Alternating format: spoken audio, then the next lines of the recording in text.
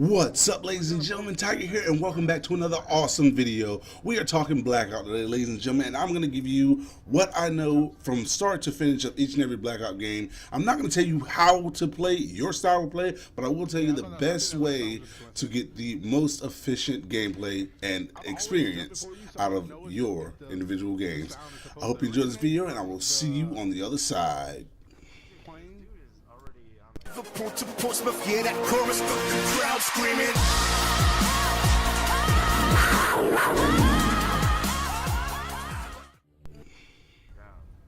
Yeah, I see that. Okay, ladies and gents, I'm gonna come clean here. If you are watching this video to try to win every single game of Blackout that you play, you are in the wrong place. This video is to help you get proficient in the small things in the game so you can tackle the big things like taking out that last guy, and hopefully, most of the time, you will. Okay, so when you first open the Blackout 4 beta app, after the theatrical sequence, you'll find what seems to be the main menu of what is going to be Blackout 4, and you have all the lock screens and multiplayer, theater play mode, the image above multiplayer, and the image above zombies and zombies itself. And in the middle of the screen, you have quads. Blackout is two separated rectangles as well. Select either one of those rectangles, and it'll take you to the Blackout main menu screen, where you'll have your name at the top right.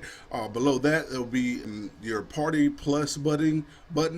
Then it'll be the big rectangle of quads, which is your game mode. You can select that and change it to duos or solos. That is where you would change that. Yes, you can do that in your very first game. Below that, it is the fill squad on off. That is a toggle action that doesn't need to be selected every time you play. It's going to remember it every time you reload up the app or exit a lobby. And below that fill squad option, there's going to be the deploy, which is essentially the start button. Also, in the center bottom of the screen, you have the character, where you could choose either one of the multiplayer characters, the zombies characters, which are locked for the beta, or Blackout, which is one default character and 4 locked characters. Moving on. So once you deploy, you'll go to the loading screen and you'll come out and you'll fall to the ground as if you're in the game, but careful, you're not in the game yet. You're in what's called the staging area. And in this area, you can semi-loot, you can interact with people, and that's about it. There's nothing you do in this area that's going to matter in the actual game. You can't take any of the weapons or loot you find into the actual game itself. You're going to land just like you did there with nothing in your hands. What I suggest people do is just get used to the movement system if this is your first game. Also, if you're pretty experienced and you know how to gauge how you're going to feel in a game, use it to gauge your ping.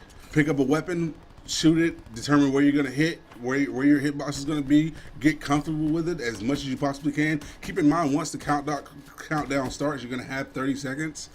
So that's a pretty decent amount of time to gauge your ping. That's the best use you're going to get out of the staging area. After that 30-second timer is over, you're gonna fade to black. It's gonna say Blackout. You're gonna come back up into the planes that drop all the players off. Here is the best way to approach diving out of these planes.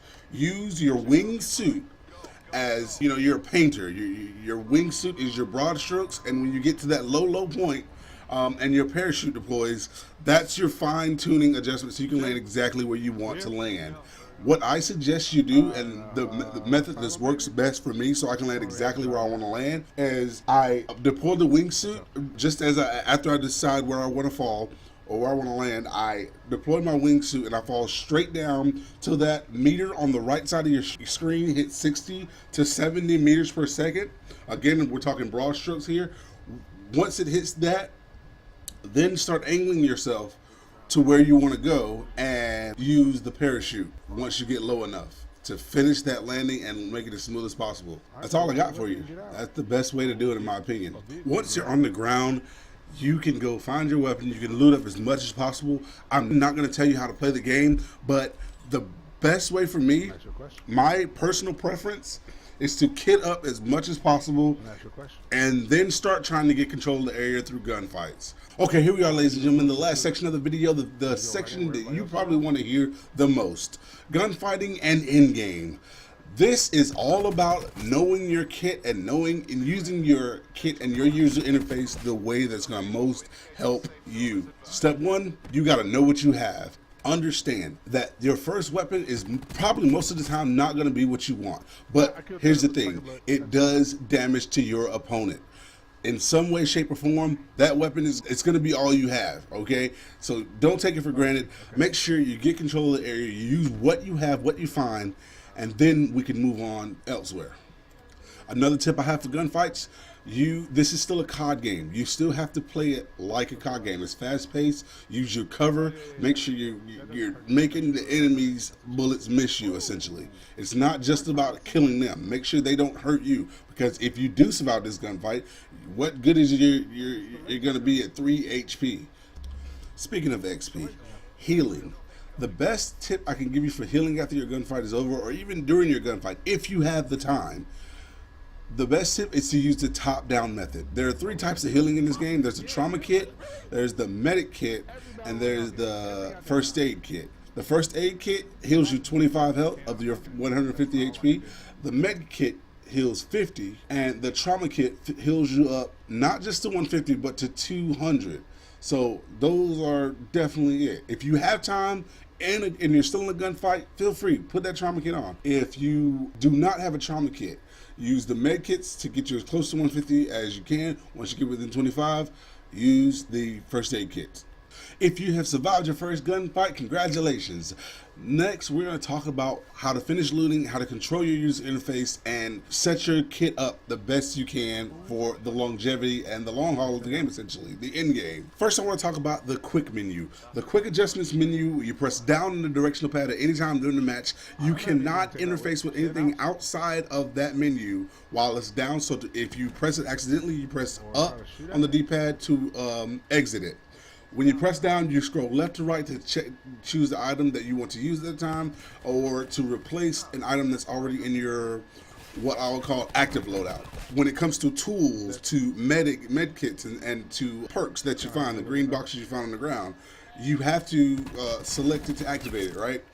Well, when it comes to tools and medics, the one that's showing up, that's the one that's going to be activated by pressing L1 or R1. To select the right one, if you want to use the sensor dart over your barricade, or your razor wire, or your grenade, you would simply scroll to the left till you get to it, press X, and then go up, press up on the D-pad to exit it and to actually be able to use it. Okay, that was the quick adjustments menu. For the full menu, you're going to press your options button, and that's going to bring up the full kit loadout. You can switch attachments from one weapon to another here. You can drop things you don't need if you have extra perks or extra meds, or, well, you can never have extra meds, but you know what I mean.